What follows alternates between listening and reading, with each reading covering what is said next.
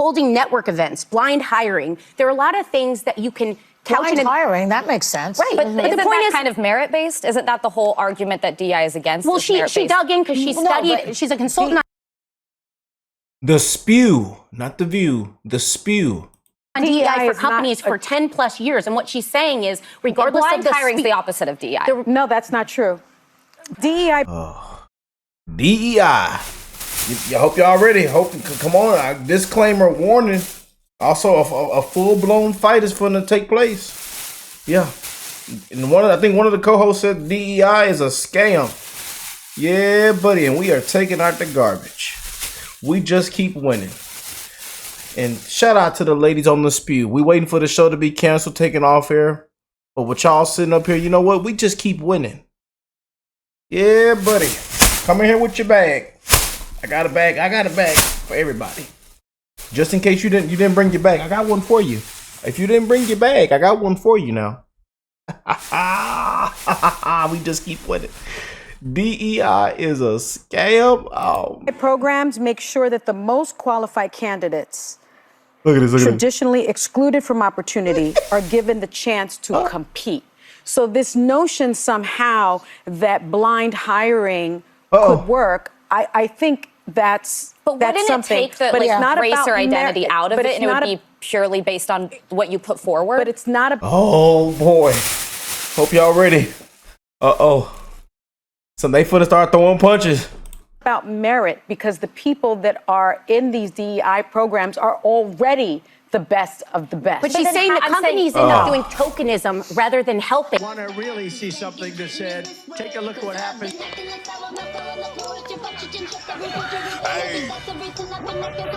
Why this beat so cold? We will make America proud again. When you try to kill our we will make America wealthy again. And yes, together, we will make America great again. Boy, oh boy, what's going on, family? Come on in here. Come on, you need one, let me know. Look, some of y'all already got your bag. Oh, man. Yeah, buddy, full-blown fight breaks out. And we on that DEI topic. You know, didn't earn it. Not qualified, unqualified. I think sometimes they be drinking. Drunk, entire inventory. That's what we seen this past election, especially with that lady up there. Word salads, drunk. Drunk is all I doze. Yeah, people falling down. Yeah, that's all you see with these, especially with Democrats. Yeah, buddy, not qualified. Drunk. Bunch of drunks. You know. Let's go. Let me see some of these comments. Never forget that Sonny's ancestors used to own slaves.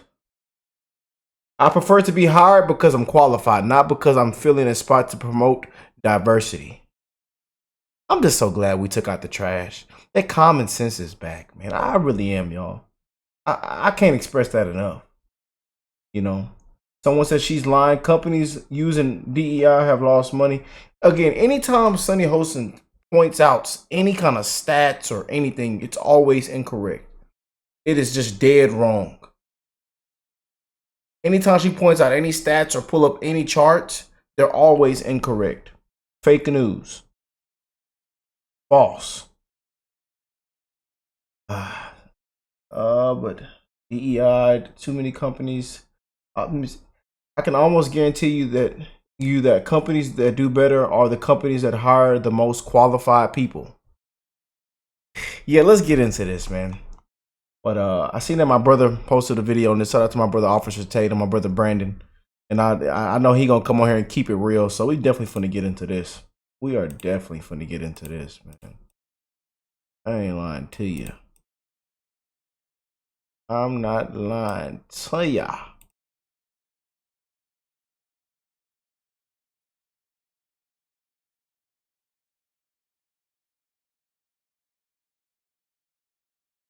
About it says the headline is The View goes into a total collapse over former Transportation Secretary Pete Buttigieg questioning the Democrats' diversity approach. Buttigieg. Let's go to Buttigieg real quick. Buttigieg. Or at least the commentary from The View about Buttigieg.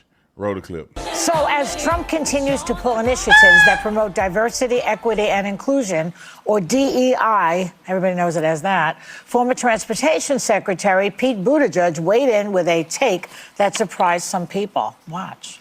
What do we mean when we talk about diversity? Is it caring for people's different experiences and making sure no one's mistreated because of them, which I will always fight for?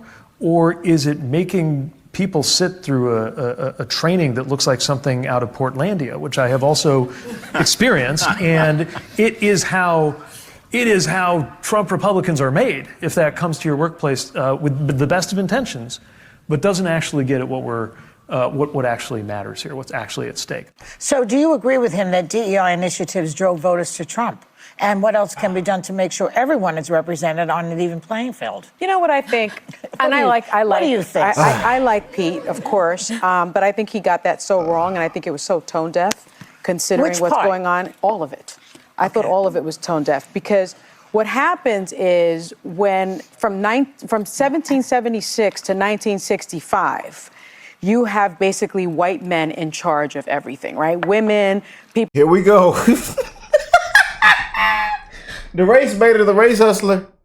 Yeah, buddy. The white men, the white boy tears, the white supremacist, the white this, yeah. Yeah. It's supposed to be black, black, black, black, black. Here she goes. I don't know how this show is still on the air, man. I know everybody says, when is this gonna be canceled? When can The View be next? They just got rid of Joy Reid on MSNBC. Can The Spew be next? Can ABC cut this show off the network? I know y'all. I know what y'all be saying, man. But sadly, there's people, especially those liberals and certain women that just keep this show a spark, you know. And they love anything that comes out this lady's mouth. I just don't see how and why. It's just, I know y'all have a hard time comprehending it too. I know. People of color, we're left out of just equality of opportunity, Yes, that sort of right. thing. And I think when that equality starts popping up in terms of diversity program, equality now feels like oppression to those people who were at the top of the ladder, not necessarily because of their merit, but because of their identity, right? And so in my view, when you look at the stats, it is really clear from McKinsey, actually, a consulting firm that Pete used to work for, that firm found that companies with more diversity financially and socially outperform those that are less diverse. So the business case for diversity, equity, and inclusion, it makes sense. And I think we can all agree that we want our workforce to reflect what our world looks like. I think Here does too, though. Hold on a second. Can I give an educational sermon real quick? Here go the sermon. There's a difference between forced equity or a forced inclusion and diversity into an organization and natural inclusivity. I operate my business with natural inclusivity.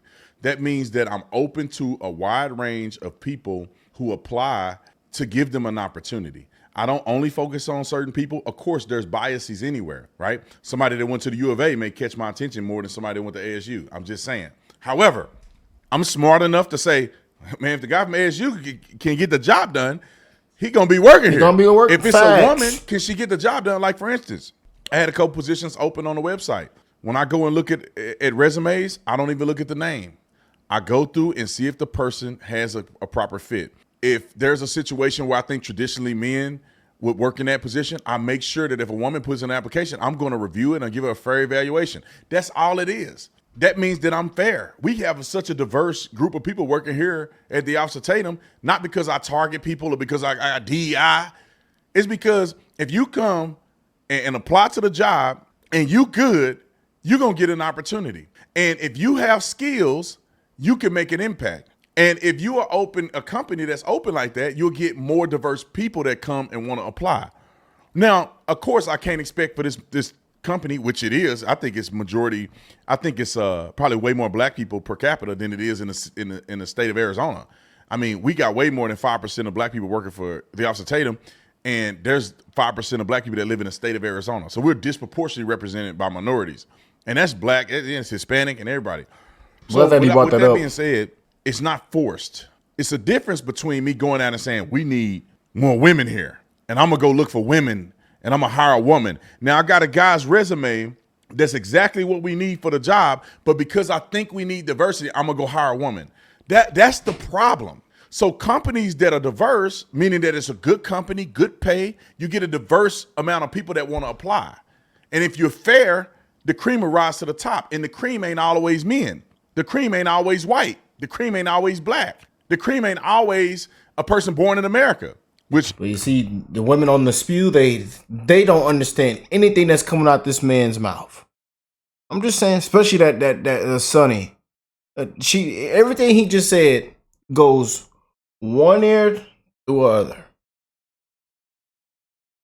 A disgrace, man. A disgrace. In businesses, creating genres of music, rock and roll came from black people. All these genres that you like today, a lot of it started from black people. These shows and choreography and theaters and innovation and inventions. The automatic transmission that's in your car right now was created by a black man. The stoplight, a black man. The light that you, every day you go to the stoplight, a black man created that. What act like we just were dead somewhere? We just on a white man just all over us. The first female millionaire to ever exist in America, the very first female millionaire out of white, everybody, was Sarah Bree Love, a black woman in the late 1800s. She was Oprah Winfrey back then.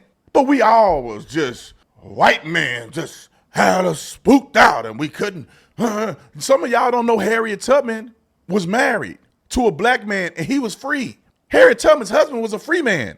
They lived together. Did you know that? Harriet Tubman technically had a job. He pulling it out. He pulling. Hey, Brandon, pull it out. Slavery of the slave owner. So technically, he owned her, but she had the freedom to work. She had to give some of her money to a slave owner, which was half of y'all doing that today. You giving your money to the government. You a slave too. But her husband was free, so he didn't have to.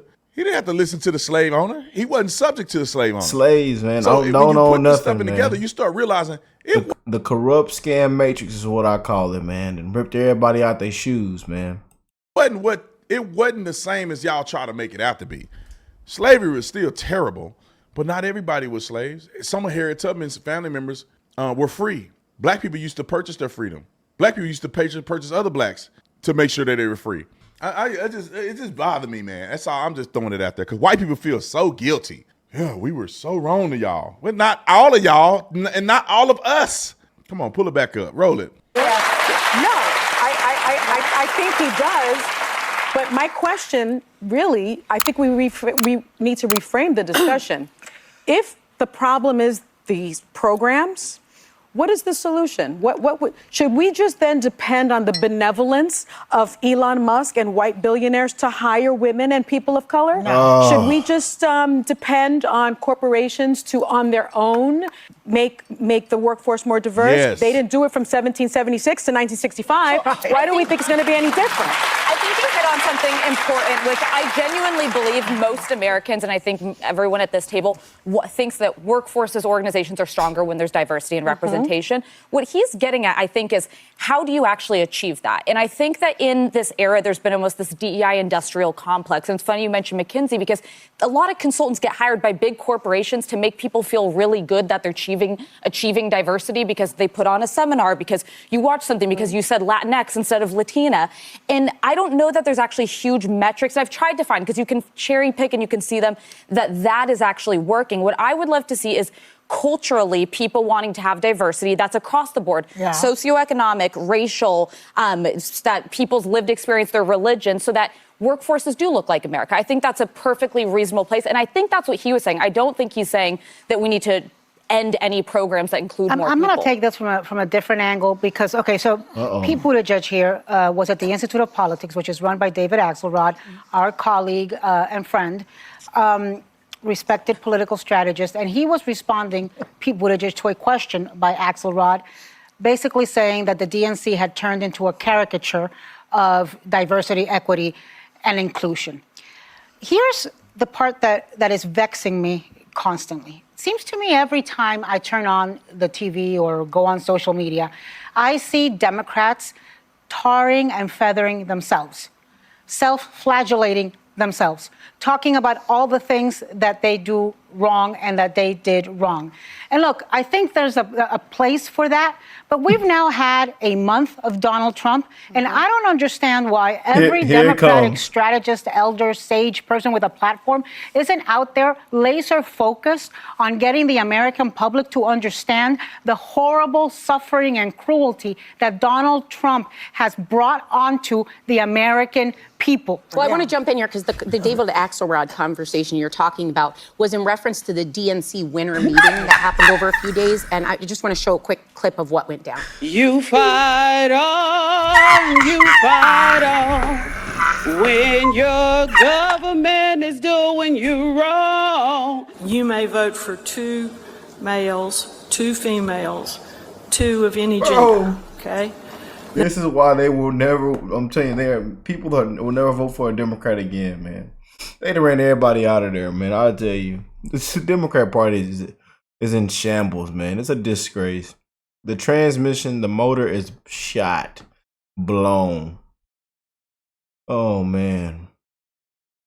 The DNC was that was a disgrace what they had. That was a disgrace, man. I mean, boy, it was a comedy show too, though. We had a good time covering that.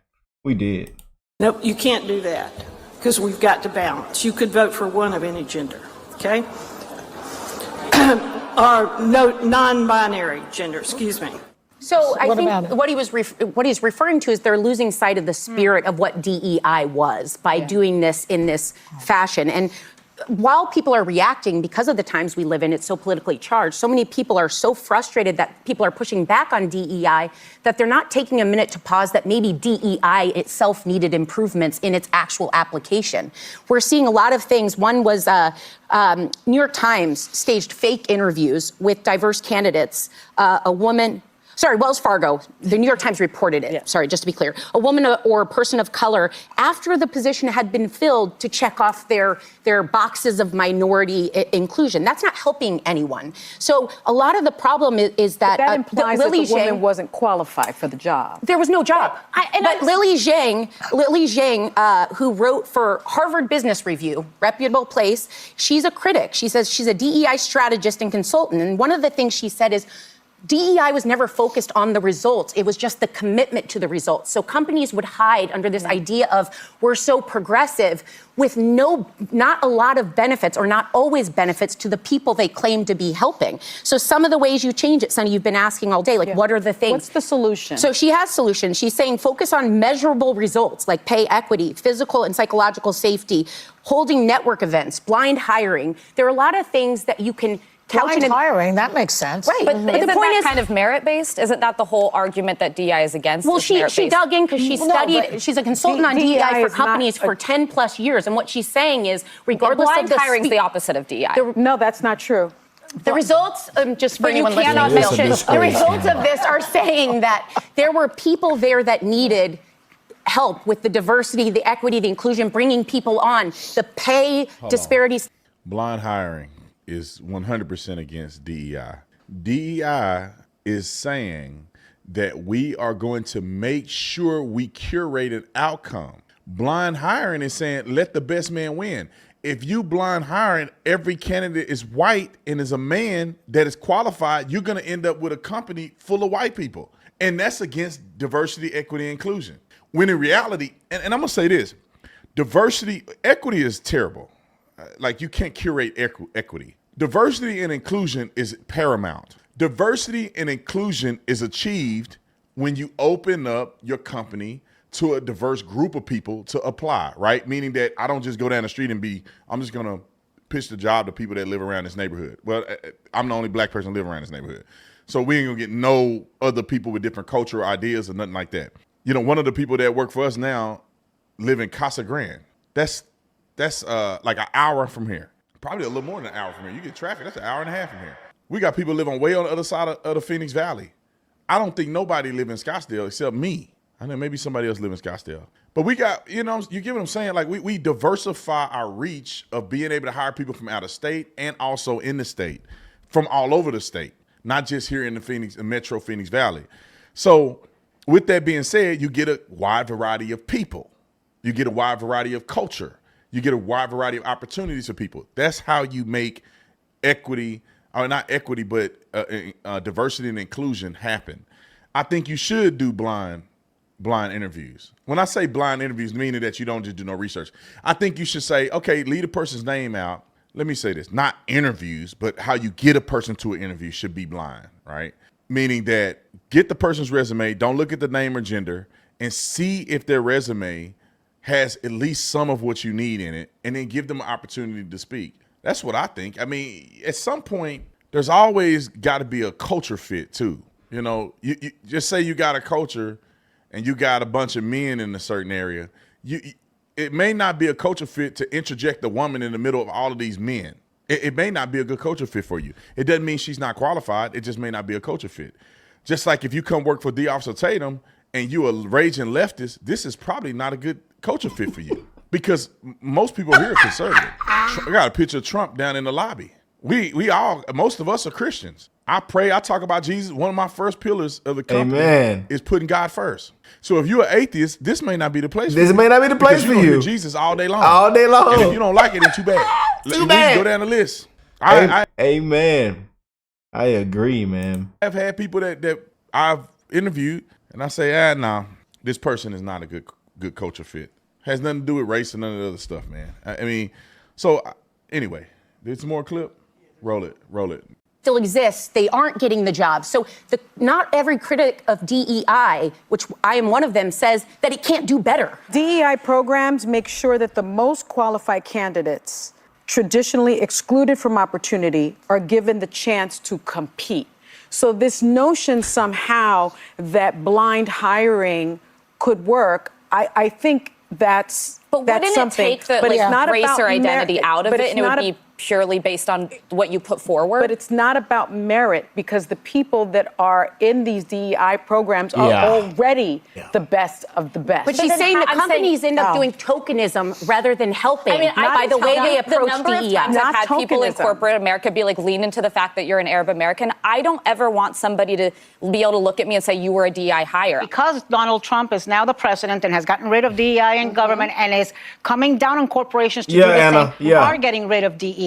So we're going to see within the next 6 months, within the next year, if there are less people of color or more or the same in the C-suites and the corporate offices. There will be less. But I'll tell you what, there's a lot of diverse people like you and me who have power with our pockets. That's true. And so if Target gets rid of DEI, they're getting rid of me. That's true. Y'all see, I see what this is. On this panel, they have no diversity. It's all women.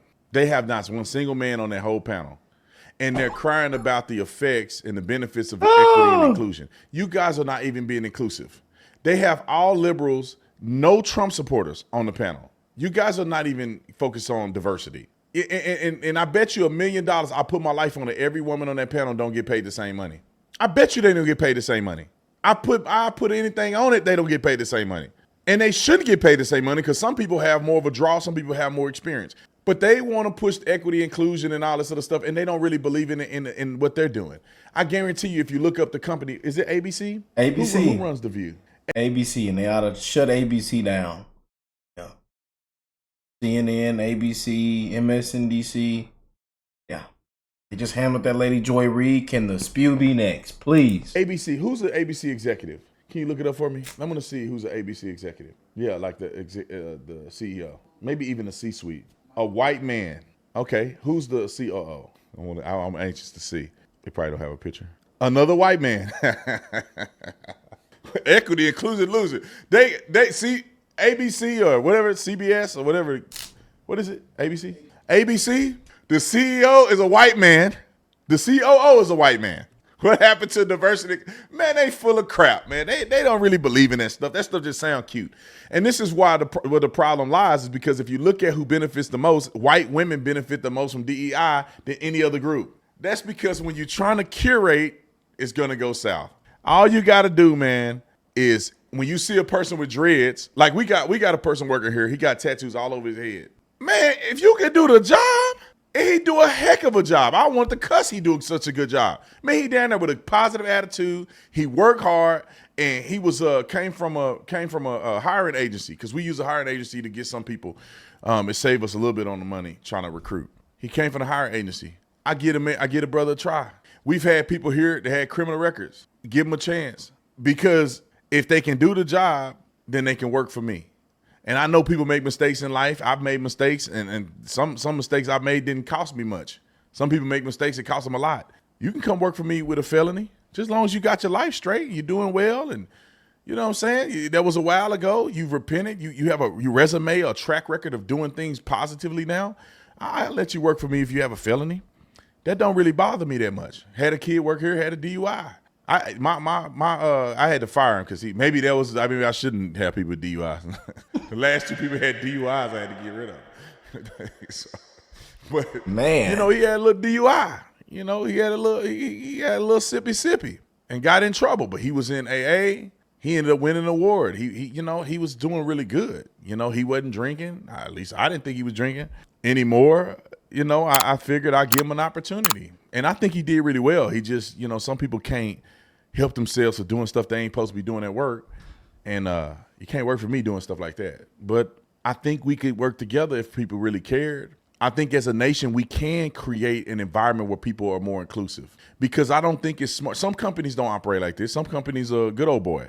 Some companies do want all white. Some companies want all black. Some companies want all Hispanic. But I know, because I went to school for this stuff, and then I have common sense, and I have Christ as the head of my life. I understand that as a nation, we should be open. Somebody got tats all over their arms and stuff like that. Give them a chance. They may just be really good at what they do. They can wear long sleeves, cover the tats up. Somebody got tats on their face. I mean, unless you got a forward-facing job that you need a person clean shaved or whatever, I say be open to give a person a try. At least look into them, look at their resume, interview them, let them have a voice, and then you can have a true evaluation. Don't just count them out. You know, you have somebody with not a lot of experience. Don't just count them out. Give them a chance. Give them an opportunity if they present themselves. Because sometimes a person's character is greater than what their resume show. And you can always grow people that are willing to learn versus somebody that got a crazy resume and ain't willing to learn for nobody. So anyway, that just for facts, man. It's always good hearing from our brother, man. It really is. What an amazing video. A little sit down, a little talk, man. Keeping it real, common sense, man. We are taking out the garbage. And one day at a time, y'all. One day at a time.